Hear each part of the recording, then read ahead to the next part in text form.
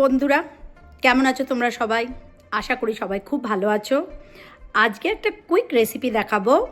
আমার কাছে একটু সেদ্ধ করা আলু আছে, সেই আলু সেদ্ধটা দিয়ে আমি কি করে চটজলদি একটা আলু চচ্চড়ি করলাম। তেলের মধ্যে 1 টিস্পুন মতো আর এই একটা শুকনো লঙ্কা ছিঁড়ে দেবো। সো একটুখানি এটা ভাজা ভাজা হোক, মশলাটা ফুটছে, সো আমিও খুব ভালো স্মেল পাচ্ছি। এবার এর মধ্যে আগে আমি আলুগুলো দেবো। সো আমি এখানে মোটামুটি 4 থেকে 5টা আলু দেবো। তো 6টা আলু ইজ মোর দেন এনাফ। একটু ভাজা ভাজা করে নেব।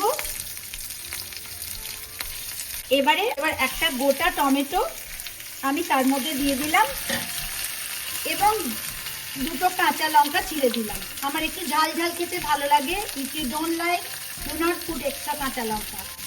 এর মধ্যে 1 টিস্পুন মতো নুন দিলাম আর একটুখানি হলুদ দিলাম,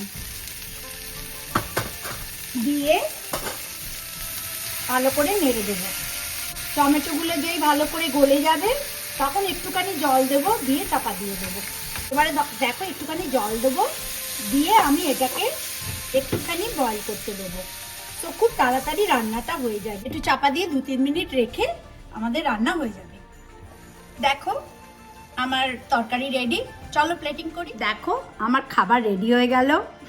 এটা হলো কাফির, ওই দইয়ের ঘোল আর কি। এই দেখো আমি যে আলু তরকারিটা করলাম সেটা একটু নিয়েছি। আমি আলু খেতে খুব ভালোবাসি। ক্রসটা তো টোস্ট করতে গিয়ে একটুখানি জ্বলেই গেল। এনিওয়ে শুধু স্যান্ডউইচ খেতে ভালো লাগছে না, তাই জন্য একটু চটপটা আলুর চচ্চড়ি বানালাম। তো আমি তোমাদের সঙ্গে শেয়ার করলাম। চলো দেখি খেয়ে কিরম হলো।